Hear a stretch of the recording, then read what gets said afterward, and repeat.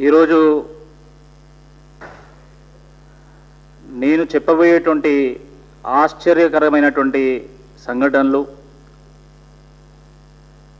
ఈ రాష్ట్ర ప్రభుత్వం చేస్తున్నటువంటి దుర్మార్గపు చర్యలను చూసిన తర్వాత వరంగల్ కరీంనగర్ ప్రజలు టీఆర్ఎస్ నాయకులను తరిమి తరిమి కొడతారుగా. దేశంలో కేవలం ఢిల్లీ, బొంబాయి, కలకత్తా, మద్రాసు ఇలాంటి నగరాలే కాకుండా దేశంలో ఉన్నటువంటి టూ టైర్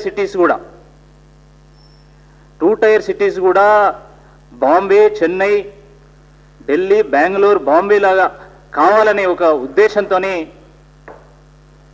మరి కేంద్ర ప్రభుత్వము జూన్ 25, 2015 నాడు స్మార్ట్ సిటీ పథకము ప్రవేశపెట్టడం జరిగింది. దేశంలో ఉన్నటువంటి ఒక 100 నగరాలను సెలెక్ట్ చేసుకొని వివిధ హంగులతో, అధునాతనమైనటువంటి సౌకర్యాలతో మరి అక్కడ ఉపాధి, ఉద్యోగ అవకాశాలను పెంచి సామాన్యుల యొక్క జీవన ప్రమాణాలు పెంచాలనే ఒక ఉద్దేశంతోనే మరి మన ప్రియతమ నాయకులు ప్రధానమంత్రి నరేంద్ర మోడీ గారు 1,00,000 కోట్లతోని ఈ యొక్క ప్రాజెక్టుకు శ్రీకారం చుట్టడం జరిగింది. మరి దాంట్లో భాగంగా తెలంగాణ రాష్ట్రంలో వరంగల్, కరీంనగర్ నగరాలను కూడా స్మార్ట్ సిటీస్ లిస్టులో చేర్చడం జరిగింది. ఈ 2 నగరాలకు తెలంగాణ నుండి చోటు కల్పించడం జరిగింది. స్మార్ట్ సిటీ ప్రాజెక్టులో భాగంగా కేంద్ర ప్రభుత్వము 200 కోట్లు ఒకసారి, 200 కోట్లు ఇంకోసారి, 100 కోట్లు చివరగా మొత్తం 500 కోట్ల రూపాయలను కేంద్ర ప్రభుత్వం సమకూరుస్తుంది. దానికి తగ్గట్టుగా రాష్ట్ర ప్రభుత్వం తన వాటాగా 500 కోట్లు సమకూర్చాలి. కేంద్ర రాష్ట్ర ప్రభుత్వాలు పెట్టేటువంటి ఖర్చుకు అదనంగా మరి అనేక మంది ప్రైవేట్ ప్లేయర్స్ కూడా దీంట్లో ఇన్వెస్ట్ చేసి పీపీపీ మోడల్లో మొత్తం ఈ 2 నగరాలను కూడా ఒక సుందర నగరాలుగా, అధునాతనమైనటువంటి నగరాలుగా, ఆకర్షణీయమైనటువంటి నగరాలుగా, సుందరీకరణమైనటువంటి ఒక నగరాలుగా తీర్చిదిద్దాల్సి ఉంటుంది. అయితే మొదటి నుండి కూడా ఈ స్మార్ట్ సిటీస్ ప్రాజెక్టు విషయంలో రాష్ట్ర ప్రభుత్వము నిర్లక్ష్యం వహిస్తూ వచ్చింది. స్మార్ట్ సిటీ ప్రాజెక్టు ఇంప్లిమెంట్ చేయాలంటే స్పెషల్ పర్పస్ వెహికల్ ఎస్పీవీని ఏర్పాటు చేయాలి. ఎస్పీవీ అనే ఒక ఎంటిటీని ఏర్పాటు చేయాలి. అవి ఏర్పాటు చేసిన తర్వాత కేంద్రం అందించేటువంటి నిధులను, రాష్ట్రం అందించేటువంటి నిధులను ఆ స్పెషల్ పర్పస్ వెహికల్కి ట్రాన్స్ఫర్ చేయాల్సి ఉంటుంది. మరి కేంద్ర ప్రభుత్వము ఈ యొక్క స్మార్ట్ సిటీ ప్రాజెక్టు ప్రారంభించిన తర్వాత ఎప్పటికప్పుడు నిధులు అందిస్తూ వచ్చింది. కేంద్ర ప్రభుత్వము తన వాటాగా వరంగల్ ప్రాజెక్టుకి 196 కోట్ల రూపాయలు అందించింది. అదేవిధంగా కరీంనగర్ స్మార్ట్ సిటీ ప్రాజెక్టుకి 196 కోట్ల రూపాయలు అందించింది. కానీ రాష్ట్ర ప్రభుత్వం మాత్రము ఈ నిధులను ఈ స్పెషల్ పర్పస్ వెహికల్కి ట్రాన్స్ఫర్ చేయకపోగా తన వాటాలో ఒక్క నయా పైసా కూడా ఇప్పటి వరకు ట్రాన్స్ఫర్ చేయలే. సింగిల్ ఎంపీ ఏ కన్నా కూడా ఇప్పటి వరకు చెల్లించలే. కేంద్ర ప్రభుత్వం అందించినటువంటి 196 కోట్ల రూపాయలను ఇటు స్పెషల్ పర్పస్ వెహికల్కి ట్రాన్స్ఫర్ చేయలేదు. తాను చెల్లించాల్సినటువంటి వాటా నుండి ఒక్క సింగిల్ ఎంపీ కూడా ఇప్పటివరకు ట్రాన్స్ఫర్ చేయలే.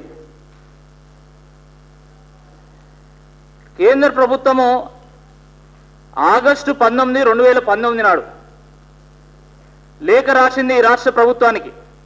ఎవరు రాశారు? కేంద్ర ప్రభుత్వ కార్యదర్శి ఈ రాష్ట్ర ప్రభుత్వ ప్రధాన కార్యదర్శికి రాసిండు. Chief secretary of government of తెలంగాణకి రాసిండు. ఏం రాశాడు? మేము ఇచ్చినటువంటి డబ్బులను కూడా మీరు స్పెషల్ పర్పస్ వెహికల్కి ట్రాన్స్ఫర్ చేయలేదు. మీరు అందించాల్సినటువంటి నిధులను కూడా ఇప్పటివరకు అందించలేదు. దీనివల్ల స్మార్ట్ సిటీ ప్రాజెక్టు ఇంపాక్ట్ అవుతా ఉన్నది. It is against the spirit of the central government sponsored schemes అని చెప్పేసి ఆగస్టు 19, 2019 రోజు రిలీజ్ చేసి మీరు తక్షణమే ఈ యొక్క ఫండ్స్ని ఇమ్మీడియట్గా ఎస్పీవీకి ట్రాన్స్ఫర్ చేయాలని చెప్పేసి కేంద్ర ప్రభుత్వం కోరడం జరిగింది. మామూలుగా కేంద్ర ప్రభుత్వం స్మార్ట్ సిటీ ప్రాజెక్ట్కి డబ్బులు రిలీజ్ చేసిన తర్వాత రాష్ట్ర ప్రభుత్వం తన యొక్క వాటాను, అదేవిధంగా కేంద్ర ప్రభుత్వం చెల్లించినటువంటి మొత్తాన్ని కూడా 7 రోజుల లోపల ఎస్పీవీకి అందించాలి. ఆగస్టు 19, 2019 రోజు లెటర్ ఇచ్చిండు, స్పందించలే. స్పందించకపోతే నవంబర్ 6, 2019 రోజు మళ్ళొక లెటరు కేంద్ర ప్రభుత్వము chief secretary of government of తెలంగాణకు రాసింది. చాలా పర్టికులర్గా 196 కోట్లు వరంగల్కి, 196 కోట్లు కరీంనగర్కి ఇచ్చామని చెప్పి amount transfer to the SPV, కేంద్ర ప్రభుత్వం 196 కోట్లు ట్రాన్స్ఫర్ చేస్తే ఎస్పీవీకి అందించింది 33 కోట్లు వరంగల్ విషయంలో, కరీంనగర్ విషయంలో అందించింది 9 కోట్లు. పోనీ ఆ ఎస్పీవీకి డబ్బులు ఎంతో కొంత ట్రాన్స్ఫర్ చేసినా వాటికి యూసీలు ఇయ్యారు ఇప్పటివరకు, యూటిలైజేషన్ సర్టిఫికేట్ లేదు ఇప్పటివరకు. రాష్ట్ర ప్రభుత్వం తన వాటాను చెల్లించలేదు. ఇది అయిపోయింది. నవంబర్ 6, 2019 రోజు లెటర్ రాసి మీరు 7 రోజుల్లోగా మీరు ట్రాన్స్ఫర్ చేయాలి అమౌంట్ అంటే స్పందించలేదు. మరి మళ్ళీ జూన్ 4,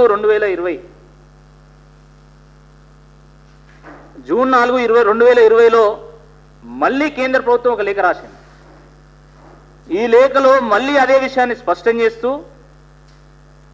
స్మార్ట్ సిటీస్ లిస్టు నుంచి వరంగల్, కరీంనగర్ను తొలగించబోతా ఉన్నాం, మీకు ఇంట్రెస్ట్ లేకపోతే చెప్పండి, మేము తొలగిస్తామని చెప్పేసి ఈ లేఖ రాస్తే భారతీయ జనతా పార్టీకి సంబంధించినటువంటి రాష్ట్ర నాయకులు వెళ్ళి మరి కేంద్ర ప్రభుత్వం, కేంద్ర మంత్రులను కలిసి మాకు చాలా ముఖ్యమైనటువంటి నగరాలు, మేము రాష్ట్ర ప్రభుత్వాన్ని ఒప్పిస్తాము, రాష్ట్ర ప్రభుత్వం మీద ఒత్తిడి తీసుకొస్తాము, మీరు ఎట్టి పరిస్థితుల్లో వీటిని రద్దు చేయకూడదని చెప్పేసి కోరిన తర్వాత ఇప్పటికీ కేంద్ర ప్రభుత్వం వేచి చూస్తా ఉన్నది. స్మార్ట్ సిటీస్ రద్దయ్యేటువంటి అవకాశం ఉన్నది. ఈ పాపం ఎవరిదని చెప్పేసి భారతీయ జనతా పార్టీ సూటిగా టీఆర్ఎస్ ప్రభుత్వాన్ని ప్రశ్నిస్తా ఉన్నది. సిగ్గుండాలే కేటీఆర్ గారికి. నువ్వు మున్సిపల్ శాఖ మంత్రి ఉన్నావు, నువ్వు సింగిల్ ఎడిపియవు, నీ వాటా అసలే చెల్లించవు, పోనీ కేంద్ర ప్రభుత్వం అందించిందైనా కనీసం ఖర్చు పెడతావంటే అది కూడా లేదు. స్మార్ట్ సిటీ ప్రాజెక్టును స్మార్ట్గా ఒక స్కామ్గా మార్చారు. పెద్ద స్కామ్ జరిగింది ఇందులో. మేము అందించినటువంటి 196 కోట్లు వరంగల్కి, 196 కోట్లు కరీంనగర్ డబ్బులు ఏమైనాయి? ఎవరు జేబులు నింపుకున్నారు? ఎవరు మెక్కిండు పందికొక్కలాగా? స్పష్టం చేయాల్సినటువంటి అవసరం ఉన్నది. 100 కోట్ల రూపాయలు కేంద్ర ప్రభుత్వం అందిస్తా ఉంటే ఈరోజు అభివృద్ధి చేయాల్సింది పోయి మీరు చేస్తున్నది ఏంది? వరంగల్ సిటీలో రాళ్ళు వేర్చి మీరు డివైడర్లు కడతారు. కంపెనీలో నుంచి 4 చెట్లు పెట్టి ఇది స్మార్ట్ సిటీ అంటారా? 42 గ్రామాలు, విలీన గ్రామాలు ఉన్నాయి వరంగల్ కార్పొరేషన్లో. నేను అక్కడ పుట్టిన వ్యక్తిగా నేను చెప్తా ఉన్నా, మీరు ఏ గ్రామానికి వస్తారో రండి, ఎక్కడ స్మార్ట్ సిటీగా మార్చారో చూపెట్టండి. పుట్టి పెరిగిన వ్యక్తి, ఆ ప్రాంతంలో పుట్టి పెరిగిన వ్యక్తిగా నేను ప్రశ్నిస్తున్నా.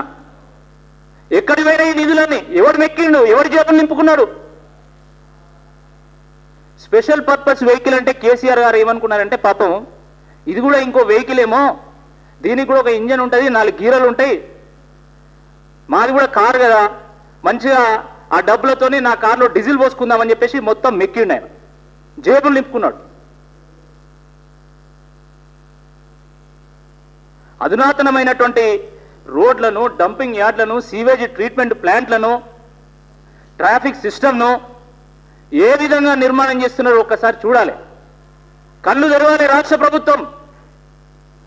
మీరు చూడండి, ఇండోర్లో dumping yard before and after ఎంత అద్భుతంగా ఈరోజు ఇండోర్లో స్మార్ట్ సిటీ ప్రాజెక్టు అమలు చేస్తున్నారు ఒకసారి గమనించండి. ద క్లీనెస్ట్ సిటీగా ఈరోజు ఇండోర్ గుర్తింపు పొందింది. మన నగరాలు ఎందుకు గుర్తింపు పొంది అని చెప్పేసి మేము ప్రశ్నిస్తా ఉన్నాం. మీరు చూడండి, ఇండోర్లో ఏ విధంగా అండర్ గ్రౌండ్ కేబులింగ్ జరిగింది, బిఫోర్ ఏ విధంగా ఉండే, ఆఫ్టర్ ఏ విధంగా ఉండే. గార్బేజ్ సిస్టమ్స్, వివిధ స్మార్ట్ సిటీస్లో గార్బేజ్ సిస్టమ్స్ ఏ విధంగా ఉన్నాయో ఒక్కసారి చూడండి. ఈ బ్లాక్ అండ్ వైట్ మీ కలర్ ఫోటోలు కూడా నేను పంపుతా. భోపాల్లో స్మార్ట్ సిటీ రోడ్స్ ఎట్లా ఉన్నాయి చూడండి. ఎంత అద్భుతమైనటువంటి రోడ్ల నిర్మాణం చేస్తున్నది అక్కడి ప్రభుత్వము. సూరత్లో సీవేజ్ ట్రీట్మెంట్ ప్లాంట్ చూడండి, ఎంత అద్భుతంగా అక్కడ రాష్ట్ర ప్రభుత్వం నిర్మాణం చేస్తున్నది. ఇలాంటి ఒక్కటైనా ఇక్కడ చూపెట్టగలుగుతారా? వరంగల్, కరీంనగర్లో ఒక్కటైనా మీరు ఏదైనా చూపెట్టి ఇది చేస్తామని మీరు చెప్పగలుగుతారా అని అడుగుతున్నాను. ఈరోజు ఆగ్రా, వారణాసి అత్యంత వెనుకబడినటువంటి రాష్ట్రంలో అత్యంత వెనుకబడినటువంటి ప్రాంతాలు ఈరోజు టాప్ 10 ర్యాంకింగ్లో ఉన్నాయి స్మార్ట్ సిటీస్లో. మన నగరాలు ఎందుకు ఉన్నాయని అడుగుతున్నాం.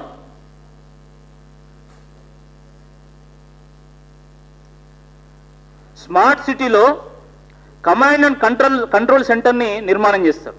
అంటే ఎక్కడ ఏ విపత్తు వచ్చినా కూడా ఆ విపత్తును ముందే కనుక్కొని అలర్ట్ చేసేటువంటి ఒక సిస్టమ్ను నిర్మాణం చేస్తారు. వరంగల్ స్మార్ట్ సిటీలో అది ఉన్నది, దానికి డబ్బులు అందించింది కేంద్ర ప్రభుత్వం. వరంగల్ స్మార్ట్ సిటీలో భాగంగా ఈరోజు మీరు కంట్రోల్ అండ్ కమాండ్ సెంటర్ను కనుక నిర్మాణం చేస్తుంటే మొన్న వరంగల్ నీట మునిగేదాన్ని ప్రశ్నిస్తున్నాం. 100 సంవత్సరాల పాటు కాకతీయుల రాజధానిగా వెలుగొందినటువంటి వరంగల్ నగరం ఈరోజు వరదల్లో మునిగిందంటే దానికి కారణం మీరు కాదా అని చెప్పేసి మేము సూటిగా ప్రశ్నిస్తా ఉన్నాం.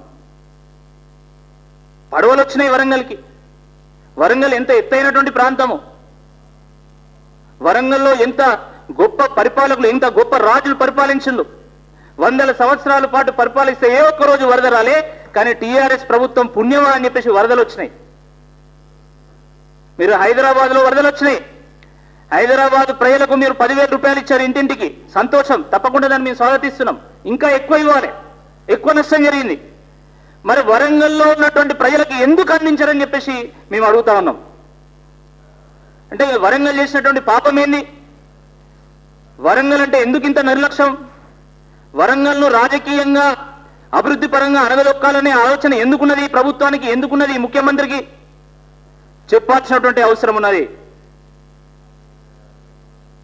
అరే మేము అందించినటువంటి నిధులను 30 కోట్ల రూపాయలు ఖర్చు పెట్టి దాన్నే మళ్ళీ కాన్స్టిట్యున్సీ డెవలప్మెంట్ ఫండ్లో చూపెడతారు, దాన్నే మళ్ళీ సీఎం అష్యూరెన్స్ ఫండ్లో చూపెడతారు. అంటే ఈ నిధులు తప్ప ఇంకేం లేవు. మేము అందించినటువంటి నిధులు తప్ప ఈ రాష్ట్ర ప్రభుత్వం ఒక్క రూపాయి కూడా ఖర్చు చేయడం లేదు. ఇంత జరుగుతుంటే అసలు ఇక్కడ స్థానిక ప్రజాప్రతినిధులు ఏం చేస్తున్నారో ఎవరికి అర్థం కాదు. కరీంనగర్లో గంగుల కమలాకర్, వరంగల్లో వినయ్ భాస్కర్, నరేందర్, వీళ్ళు డూడు బచ్చన్నలు, బానిసలు వీళ్ళు, ఫామ్ హౌస్లో బానిసలు వీళ్ళు, ఆత్మ గౌరవం లేనటువంటి నాయకులు వీళ్ళు. సిగ్గుండాలే. మీ నగరాలకు డబ్బులు ఇస్తే ఆ డబ్బులు ఏమైనాయని ప్రశ్నించేటువంటి కనీస స్థైర్యం లేదా మీకు? అసలు మీకు ఎమ్మెల్యేగా కొనసాగేటువంటి నైతిక హక్కు ఉన్నదా, అర్హత ఉన్నదా? 12 నిమిషాల పాటు వినయ్ భాస్కర్ అసెంబ్లీలో మాట్లాడాడు. 12 నిమిషాల పాటు మాట్లాడితే ఒక్క నిమిషం కూడా, కనీసం ఒక్క మాట కూడా వరదల గురించి మాట్లాడలే. ఆయనకు అసలు ఎమ్మెల్యే కొనసాగేటువంటి నైతిక అర్హత ఉన్నదా అని అడుగుతున్నా నేను, ఒక వరంగల్ వాసి అడుగుతున్నా నేను. 4 సార్లు ఎమ్మెల్యే గెలిచిండు ఆయన. 4 సార్లు ఎమ్మెల్యే గెలిచి 4 అభివృద్ధి పనుల గురించి కూడా 4 విషయాలు చెప్పలేకపోయింది ఆయన అసెంబ్లీలో. ఆయన ఒక ఎమ్మెల్యేనా? ఇంకా దయాకర్ రావు గారు ఉంటారు, ఆయన అయితే ఇష్టం వచ్చినట్టు మాట్లాడతాడు, ఏది పడితే అది మాట్లాడతాడు. కేంద్ర ప్రభుత్వం అట సహకరిస్తలేదట. ఏం మాట్లాడుతున్నావు అసలు? ఈ స్మార్ట్ సిటీ దీని మీద ఇప్పుడు నేను మాట్లాడేటువంటి దాని మీద దయాకర్ రావు యొక్క సమాధానం ఏంది? దయచేసి వినయ్ భాస్కర్ గారు వినయంగా వ్యవహరించాలి. దయాకర్ రావు గారు వరంగల్ మీద దయ చూపాలి. మీ పార్టీ భజనలు చేసుడు కాదు, చెక్క భజనలు కాదు, కేసీఆర్ భజన చేసుడు కాదు, వరంగల్ ప్రజల భజన ఏంటి? ప్రజలు మీ వైపు నిలబడతారు. హైదరాబాద్లో కేవలం వరద ఎఫెక్ట్ ఉన్నది, బీజేపీ ప్రభంజనం సృష్టించింది. కానీ వరంగల్లో వరద ఎఫెక్ట్ ఉంది, స్మార్ట్ సిటీ రూపంలో అవినీతి ఎఫెక్ట్ కూడా ఉంటుంది, డబల్ ఎఫెక్ట్ ఉంటుంది. దుమ్ము రేపబోతా ఉంది భారతీయ జనతా పార్టీ. మీ దుమ్ము దులుపుతాం, మీ బండారం బయట పెడతాం. ప్రజాప్రతినిధులు కానీ అధికారులు కానీ ఎవరైతే పందికొక్కుల మెక్కిల్లో అవన్నీ కత్తిస్తాం. తప్పకుండా మేయర్ గెలిచిన తర్వాత మీ మొత్తం బండారం బయట పెడతాం. ఎక్కడెక్కడ నిధులు డైవర్ట్ చేసిండ్రు, ఎక్కడెక్కడ ఏం చేసిండ్రు. ఇంత జరుగుతుంటే అసలు కేటీఆర్ గారు స్పందించారు. ఏ ముఖం పెట్టుకొని వస్తావు నువ్వు వరంగల్కు? నేను అడుగుతున్నా. భారతీయ జనతా పార్టీ ప్రశ్నిస్తున్నది. నువ్వు ఏ ముఖం పెట్టుకొని వరంగల్లో ప్రచారం చేస్తావు?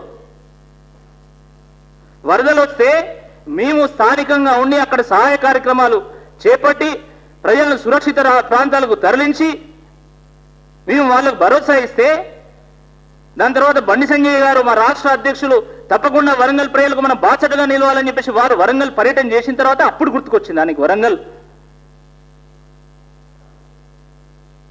రాజకీయంగా నష్టపోతామని చెప్పి బండి సంజయ్ గారు పర్యటన చేసిన తర్వాత అప్పుడు వచ్చినావు. నేను అడుగుతా ఉన్నా, ఈరోజు స్మార్ట్ సిటీలో ఇంత పెద్ద స్కామ్ పెట్టుకొని నువ్వు ఏ విధంగా వరంగల్కి వస్తావు? ఎట్లొస్తావు వరంగల్కు? కేటీఆర్ గారు రాజీనామా చేయాలి. 196 కోట్లు వరంగల్, 196 కోట్లు కరీంనగర్లో స్కామ్ జరిగింది. మున్సిపల్ శాఖ మంత్రిగా కొనసాగేటువంటి హక్కు లేదు, నీకు అర్హత లేదు. You have to resign immediately. కేంద్ర ప్రభుత్వం యొక్క నిధులను డైవర్ట్ చేసేటువంటి అర్హత రాష్ట్ర ప్రభుత్వానికి లేదు. It is a constitutional violation. KTR గారు టీఎస్ ఐపాస్ అని, టీ హబ్ అని ఇంగ్లీష్లో పెద్ద పెద్ద స్టేట్మెంట్లు ఇస్తాడు. కనీసం కేంద్ర ప్రభుత్వం అందించేటువంటి లేఖలు చదవాలనే ఆలోచన సోయి లేదా? మిస్టర్ కేటీఆర్ గారు, you have to keep a track of records. Keep track of records. మిమ్మల్ని మంత్రిగా మేము గౌరవిస్తాం, కానీ మంత్రిగా నువ్వు కాన్స్టిట్యూషనల్ గా ముందుకెళ్లాల్సినటువంటి అవసరం ఉన్నది. అందుకనే అంటున్నా, ఈరోజు నువ్వు రిజైన్ చేయాల్సినటువంటి అవసరం ఉంది.